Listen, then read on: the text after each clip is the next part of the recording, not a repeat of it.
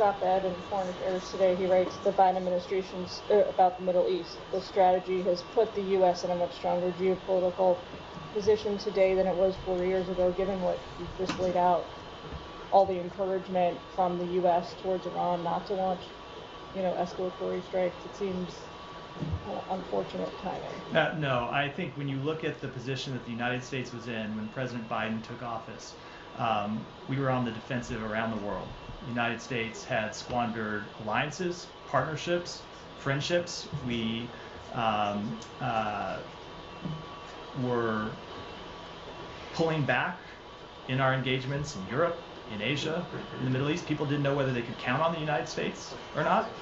And what the Secretary lays out in that article, which I do commend to everyone's readership, is the series of steps that we have taken around the world to rebuild those alliances and partnerships, to confront powers who have a different vision of the world than we do. And I'll also note that one of the things the Secretary always hears in his travels through the Middle East, and I've witnessed this firsthand, is countries in the region welcoming U.S. engagement, wanting to see continued U.S. engagement, and oftentimes saying you are the only country that can play this diplomatic role. There's no other country in the region or the world that can play a role in trying to de-escalate this conflict, and so they want us to stay at it, and we'll continue to stay at it. So then why wasn't the U.S., the Biden administration, able to dissuade Iran from launching today's attack? Look, I think Iran has